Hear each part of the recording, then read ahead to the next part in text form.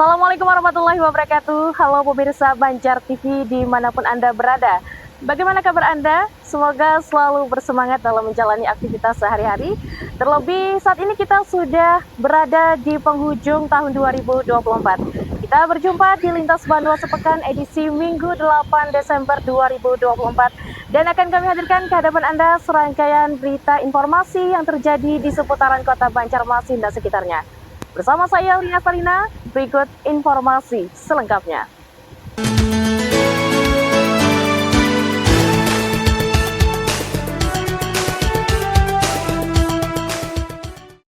Kita awali kebersamaan kita dalam Lintas Bandua Sepekan minggu ini, pemirsa. Ratusan massa yang tergabung dalam Aliansi Masyarakat Banjarbaru Peduli Demokrasi mendatangi kantor DPRD setempat untuk menyampaikan aspirasi terkait hasil pemilihan wali kota dan wakil wali kota Banjarbaru. Warga menuntut diadakannya penundaan penetapan pemenang karena surat suara tidak sah jauh unggul atas paslon tunggal Lisa Halabi dan Wartono. Merespon kemenangan suara tidak sah dalam pemilihan wali kota, wakil wali kota Banjarbaru, sejak pukul 10 pagi, sekitar 500 orang warga yang menamakan diri Gerakan Masyarakat Peduli Demokrasi dari 5 kecamatan di kota Banjarbaru menyambangi Gedung Wakil Rakyat Senin 2 Desember tadi.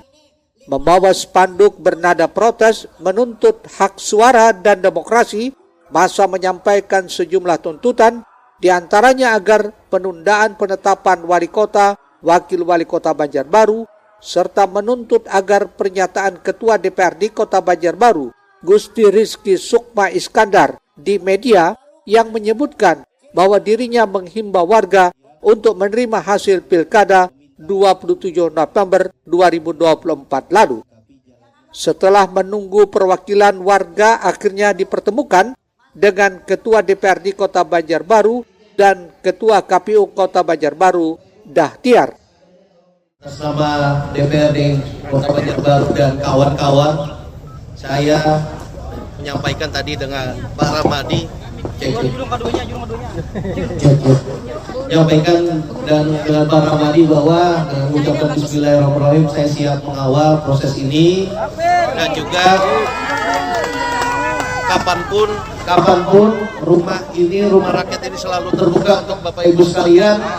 Ada hal-hal lain ataupun mungkin aspirasi lain yang perlu disampaikan, atau mungkin juga kritik kepada DPRD, silahkan kapanpun DPRD terbuka untuk Bapak Ibu sekalian. Terima kasih.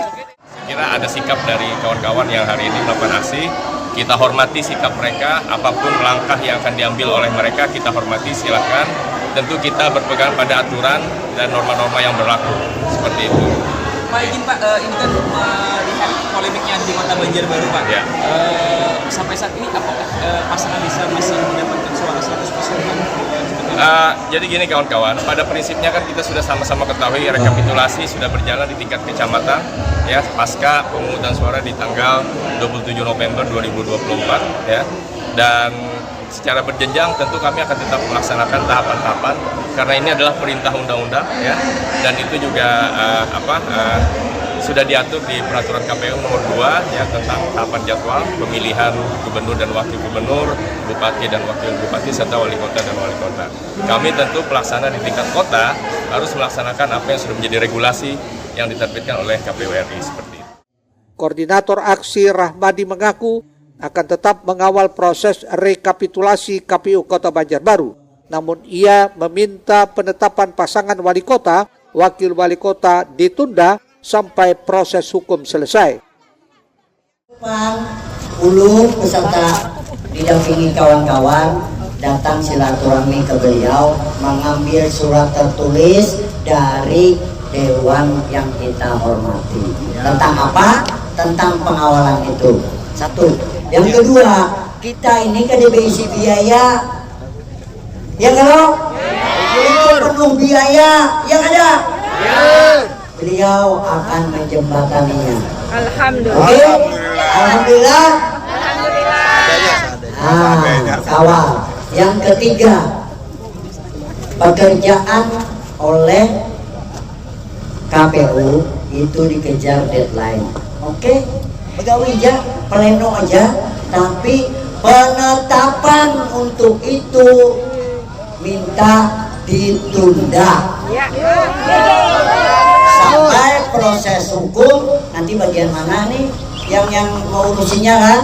Karena kita kalau sudah ditetapkan panjang lagi kisahnya, panjang lagi sudah ditetapkan, ya kan? Beliau sepakat, maka itu nanti surat yang kami ambil nanti apakah dalam satu surat beserta KPU atau masing-masing surat, karena instansi yang berbeda, tapi tujuannya sama.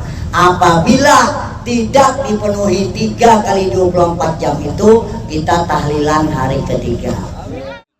Sementara itu, di tengah aksi massa ditemukan amplop putih berisi uang dan oleh koordinator aksi, amplop tersebut dititipkan kepada pihak kepolisian sampai ada yang merasa kehilangan. Jika tidak ada, maka uang itu akan disumbangkan ke Masjid Agung Al-Munawarah Banjarbaru. Ahmad Ramadhani, Banjar TV.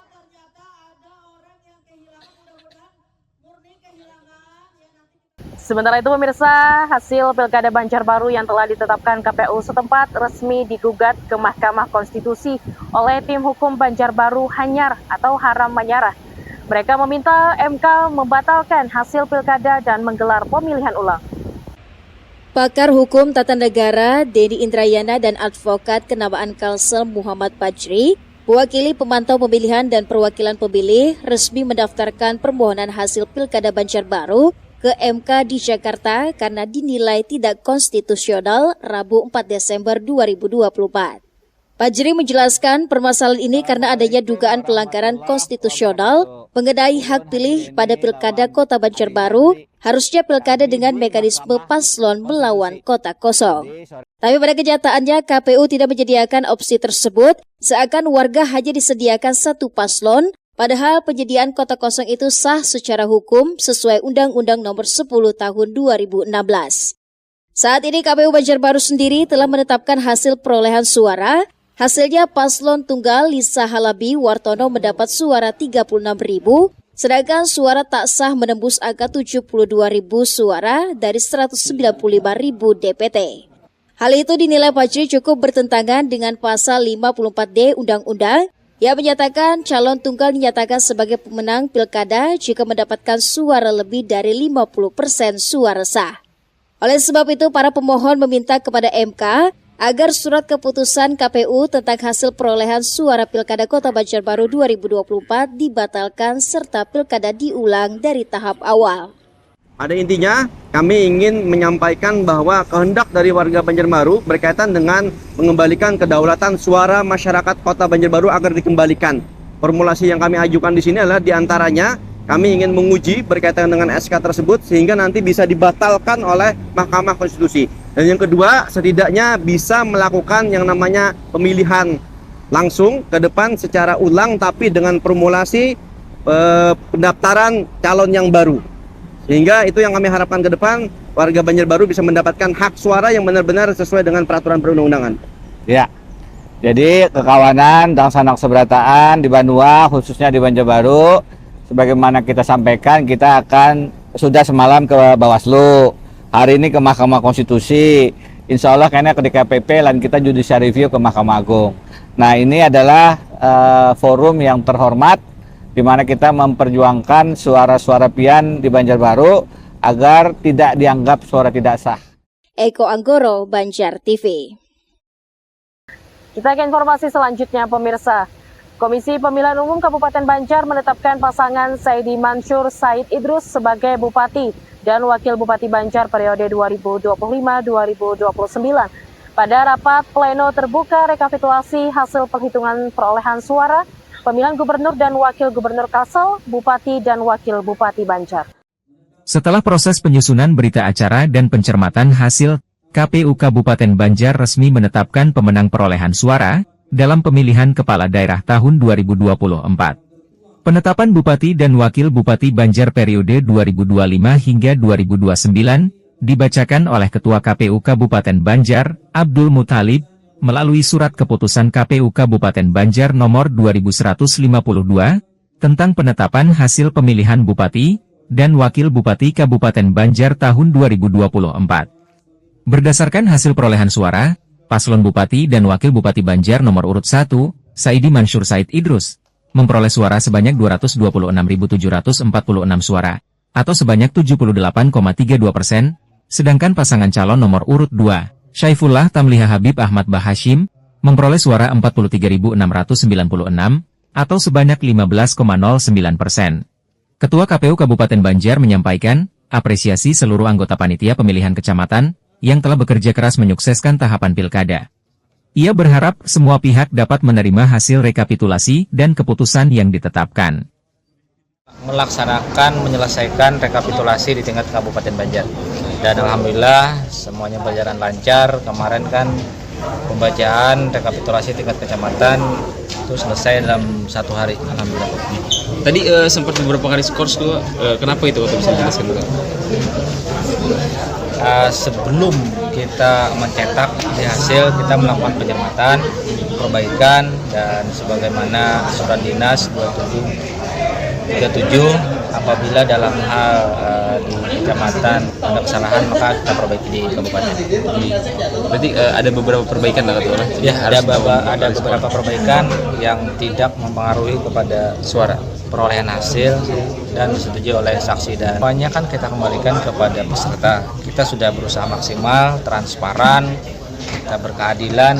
Jika seandainya masih ada peserta yang belum puas, itu silakan mereka menempuh sesuai dengan hak yang diberikan kepada mereka. Penetapan Bupati Wakil Bupati Banjar ditandatangani oleh anggota KPU Banjar, tim saksi calon pasangan nomor urut 1 dan 2, serta Bawaslu Kabupaten Banjar. Adapun total suara sah sebanyak 270.442, sedangkan suara tidak sah sebanyak 19.036 suara. Total partisipasi pemilih sebanyak 289.478 atau 68,01%. Jika dibandingkan dengan jumlah daftar pemilih tetap 425.597 pemilih. Ahmad Ramadhani, Banjar TV. Pemirsa, Lintas Badua Sepekan akan segera kembali dengan beragam informasi menarik lainnya. Di antaranya peninjauan lahan program cetak sawah. Tetaplah bersama kami di Lintas Bandua Sepekan.